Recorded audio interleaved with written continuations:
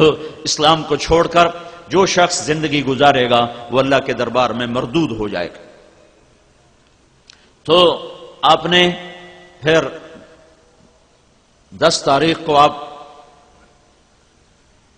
مینا کی طرف چلے ہیں، رات مزدلفہ کے قیام ہے، اور آپ نے فضل بن عباس رضی اللہ تعالیٰ عنہ کو اپنے پیچھے بٹھایا ہوا ہے، اور آپ بڑے شیطان کے پاس پہنچتے ہیں، اونٹنی سے اترتے ہیں تو اسامہ رضی اللہ تعالیٰ عنہ آپ کی اونٹنی کی نکیل پکڑ لیتے ہیں، اور بلال رضی اللہ تعالیٰ عنہ آپ کے سر کے اوپر چادر تانتے ہیں، اور آپ 7 کنکر مارتے ہیں، 7 کنکر مارتے ہیں۔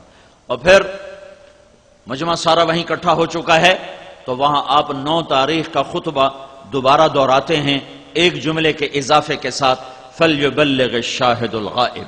یہ جملہ 9 تاریخ کو نہیں ہے، یہ 10 تاریخ کو ہے کہ الْيَوْمَ أَكْمَلْتُ لَكُمْ دِينَكُمْ کے بعد یہ دین اب مکمل ہو چکا ہے اور ادھر میرے جانے کا وقت آ چکا ہے، تو میرے بعد میری امانت، میرا دین یہ دنیا میں کون پھیلائے پہنچائے گا؟ تو یہ انتظام کیا جا رہا ہے۔ آپ خطبہ دیتے ہیں اور اس میں ایک جملے کا اضافہ ہے کل والے تقریر سے، فَلْيُبَلِّغِ الشَّاهِدُ الْغَائِبُ، میرا پیغام آگے پہنچانا تمہارے ذمے ہو گیا۔ عالم نہیں کہا کہ میرا پیغام عالم پہنچائیں، عامل نہیں کہا کہ میرا پیغام عمل کرنے والے پہنچائیں، عمل والے تبلیغ کریں، بے عمل تبلیغ نہ کریں۔ جیسے ہمارے یہاں مشہور ہے کہ پہلے عمل کرو پھر تبلیغ کرو، اگر عمل نہیں کرتے تو تمہاری تبلیغ کا کوئی فائدہ کوئی نہیں۔ بھائیو، میرے نبی کا فرمان ہے الدال علی الخیر کفاعلہ، اگر میں نے کسی سے کہا کہ بیٹا حفظ کر لے اور وہ قرآن کا حافظ بن گیا اور میں حافظ نہیں ہوں تو مجھے اس کے حافظ بننے کا اجر ملے گا۔ میں نے کسی کو کہا کہ بھائی تہجد پڑھ، بڑے اجر کی چیز ہے، اور میں خود تہجد نہیں پڑھتا، اس کے تہجد پڑھنے کا مجھے اجر مل گیا، الدال علی الخیر کفاعلہ۔ یہ بات غلط ہے کہ عمل نہ ہو تو تبلیغ نہیں ہو سکتی ہے، عمل کے ساتھ بھی دعوت دینا ہے، عمل نہیں ہے پھر بھی تبلیغ کا کام کرنا ہے۔ اللہ کا نبی نے ایسا لفظ بولا ہے جس نے امت کے ہر فرد کو جکڑ لیا ہے، فَلْيُبَلِّغِ الشَّاهِدُ الْغَائِبُ، بتانے والے میرا پیغام آگے پہنچا دیں۔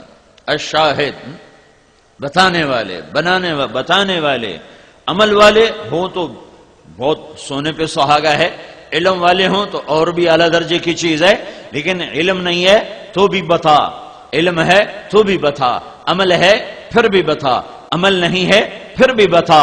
کہ عالم کہاں، ہر دور میں عالم ہمیشہ تھوڑے، ہر دور میں عمل والے ہمیشہ تھوڑے، تو کیا تبلیغ کا کام سب سے چھٹی ہو جائے، سب کو معاف کر دیا جائے؟ کہ نہیں، کنتم خیر امت اخرجت للناس تأمرون بالمعروف وتنہون عن المنکر وتؤمنون باللہ۔ اے میرے محبوب کی امت، تم بڑی اعلیٰ بہترین امت ہو کہ تم میرے پیغام کو پہنچاتے ہو، بھلائیوں کو پھیلاتے ہو، برائیوں کو روکتے ہو، اور اس کا صلہ مجھ سے لیتے ہو۔ ایمان یہاں اخلاص کے معنی میں ہے کہ اس کا صلہ تم لوگوں سے واہ واہ کی شکل میں یا مال کی شکل میں یا شیرینی کی شکل میں یا تحفے تحائف کی شکل میں نہیں لیتے ہو، بلکہ اس کا صلہ تم صرف اللہ تعالیٰ سے لیتے ہو۔ اللہ نے اس امت کو یہ آج منصب دے رہا ہے، آج یہ وظیفہ دیا جا رہا ہے، فَلْيُبَلِّغِ الشَّاهِدُ الْغَائِبُ، میرا پیغام آگے پہنچاؤ۔ پھر آپ نے 100 اونٹ منگوائے جو آپ کے ساتھ تھے قربانی کے، اس میں سے 63 کو الگ کیا، پھر انہوں سے 5 کو الگ کیا، ان 5 میں سے ایک آپ کے سامنے کھڑا کیا گیا، آپ نے اس کو برچھا مارا، کھڑے ذبح کیے، نحر گردن میں ایسے یوں کر کے۔ تو جب وہ اونٹ گرا اور پچھلے 4 اونٹوں نے دیکھا کہ یہ اونٹ اللہ کے نبی کے ہاتھوں ذبح ہوا ہے، تو ان دونوں 4 اونٹوں میں نا رسہ کشی شروع ہو گئی۔ ہر اونٹ یہ کوشش کر رہا تھا کہ میں آگے بڑھ کے پہلے ذبح ہو جاؤں، وہ ایک دوسرے کو کاٹ رہے تھے کہ مجھے آگے جانے دو۔ سبحان اللہ، اللہ اکبر۔ اور 1.25 لاکھ کا مجمع یہ منظر دیکھ رہا ہے کہ اونٹوں میں لڑائی ہو رہی ہے، ادھر گھسیٹ کے لانا پڑتا ہے، ادھر وہ خود آگے بھاگ رہے ہیں کہ مجھے ذبح ہونے دو۔ آپ نے 63 اونٹ ذبح کر کے برچھا پھینک دیا اور علی سے کہا، علی اس کو اعلان کر دو کہ جو لے جانا چاہے لے جاؤ، اور ہر اونٹ میں سے ایک بوٹی کاٹ کر دیگ چڑھا دو۔ اور اپنی بیویوں کی طرف سے آپ نے ایک گائے ذبح فرمائی۔ پھر آپ نے معمر بن عبداللہ رضی اللہ تعالیٰ عنہ کو بلوایا اور ان کے سامنے ایسے بیٹھ گئے، ایسے کر کے پاؤں کے بل ایسے بیٹھ گئے، اور فرمایا معمر اب نبی کی گردن تیرے ہاتھ میں ہے، پتہ نہیں تو کیا کرے گا. یہ مہاجرین میں سے ہیں اور آپ کے نائی کا کام کیا کرتے تھے.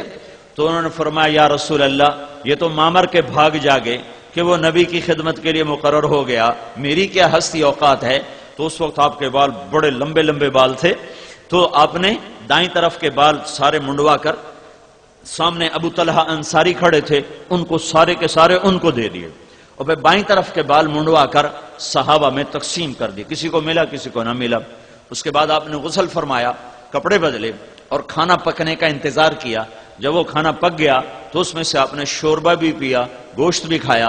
پھر آپ معاویہ رضی اللہ تعالیٰ عنہ کو اپنی اونٹنی کے پیچھے چڑھا کر آپ طواف کرنے گئے. زیارت، ابھی تک آپ اپنی اونٹنی قصوہ پر سوار تھے تو لمبا سفر اس پہ ہو چکا تھا، تو اب طواف زیارت کے لیے آپ نے اپنی اونٹنی کو بدلا اور عزبا اونٹنی پر سوار ہوئے. عزبا وہ اونٹنی ہے آپ کی 4 اونٹنیاں تھیں، شہبا، عزبا، جدعا، قصوہ.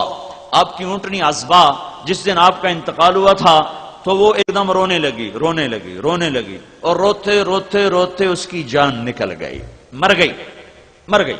اسے کیسے پتا چلا کہ آج اللہ کا نبی دنیا سے چلا گیا ہے؟ آپ کا ایک گدھا تھا جس کا نام یعفور تھا. یعفور جب اللہ کے نبی فوت ہوئے تو انہیں چیخنا شروع کر دی اور مدینے کی گلیوں میں پاگلوں کی طرح بھاگ رہا ہے اور چیخ رہا ہے. آخر ایک کنویں میں جا کے چھلانگ لگائی اور جان کی بازی ہار گئے. اللہ اکبر. جس پر جانور قربان ہو اسے امت نے بھلا کے رکھ دیا ہے. سارا برے والا چھان برا ہی بن کے رہ گیا اور اللہ کے محبوب کی پاک زندگی کتابوں میں رہ گئی. آپ نے اپنی اونٹنی بدلی، عزبا، پھر طواف زیارت فرمایا، وہاں نماز پڑھائی. پھر اس کے بعد اگلے دن دوبارہ یہ سنانے سے تھوڑا سا پیچھا میں نے پچھلا آپ کو سنایا ہے. اگلے دن یہ سورت نازل ہوئی، اذا جاء نصر اللہ والفتح.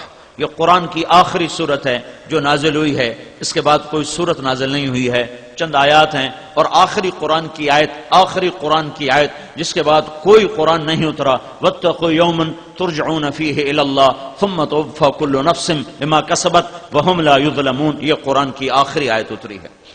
تو یہ آپ خیمے میں تشریف فرما تھے تو یہ آیت آئی، اس میں اشارہ تھا کہ میرے محبوب تیرے جانے کا وقت آ چکا ہے.